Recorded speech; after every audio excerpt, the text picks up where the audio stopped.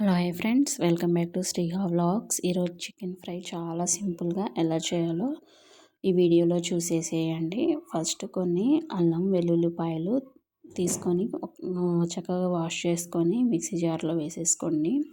Mixie జార్లోకి వేసుకొని అందులోకి చెక్క, లవంగ, ఒక ఇలాచి, మన జాజికాయ మొగ్గు ఉంటుంది కదా, అది కూడా వేసుకొని 2 స్పూన్ల ధనియాలు యాడ్ చేసుకొని మెత్తగా పేస్ట్ పట్టుకొని పక్కన పెట్టేసుకోండి. తర్వాత నేను ఒక హాఫ్ కేజీ చికెన్ తీసుకొని ఒక 3 టైమ్స్ వాష్ చేసుకొని చికెన్ని శుభ్రంగా వాష్ చేసుకొని అందులోకి కొంచెం ఆయిల్ యాడ్ చేసుకోండి.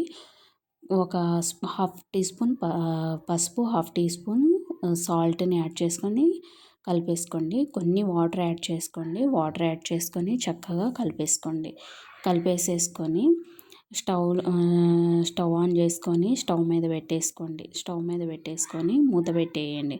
మూత పెట్టేసేసి ఒక 15 మినిట్స్ 20 మినిట్స్ ఉన్నారంటే మనకి చికెన్ పీస్ అనేది చక్కగా మెత్తగా ఉడికిపోతుంది. మనం ఫ్రై చేసుకున్నప్పుడు కూడా మనకి గట్టిగా ఉండకుండా పీస్ అనేది చాలా మెత్తగా ఉంటుంది. ఇట్లా మనం ఫస్టే చికెన్ని కొంచెం బాయిల్ చేసుకున్నామంటే ఒక 15 మినిట్స్ తర్వాత మూత తీసి చూడండి. ఇట్లా ఒకసారి కలుపుకోండి. వాటర్ ఉన్నాయి అని అంటే మళ్ళీ ఇంకోసారి మూత పెట్టేసుకొని ఆయిల్ అంతా సపరేట్ అయ్యి పైకి వచ్చేదాకా ఉంచండి. ఇట్లా ఆయిల్ సపరేట్ అయిన తర్వాత ఒక ప్లేట్లోకి తీసేసుకోండి. పీసెస్ అన్నీ ప్లేట్లోకి తీసుకొని అదే ప్యాన్లో ఇంకొంచెం ఆయిల్ని యాడ్ చేసుకొని కొంచెం కరివేపాకు యాడ్ చేసుకొని మనం ఇందాక పేస్ట్ పట్టుకున్న అల్లం వెల్లుల్లి పేస్ట్ ఉంది కదా, అది కూడా ఇందులోకి యాడ్ చేసుకొని కొంచెం కలర్ చేంజ్ అయ్యేంత వరకు ఫ్రై చేసుకోండి. స్టవ్ని లో ఫ్లేమ్లో పెట్టుకోండి, హై ఫ్లేమ్లో పెట్టుకోవద్దు. ఇట్లా ఫ్రై చేసుకొని మూత పెట్టేసారంటే కొంచెం అల్లం వెల్లుల్లి పేస్ట్ అనేది కొంచెం ఫ్రై అయిపోతుంది చక్కగా.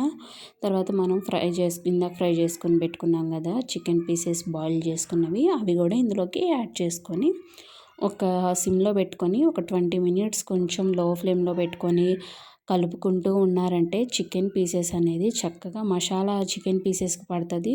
పీసెస్ కూడా చక్కగా ఫ్రై అయిపోతాయి. మూత పెట్టేసుకొని ఇట్లా కలుపుకుంటూ ఉండండి ఒక 50 మినిట్స్.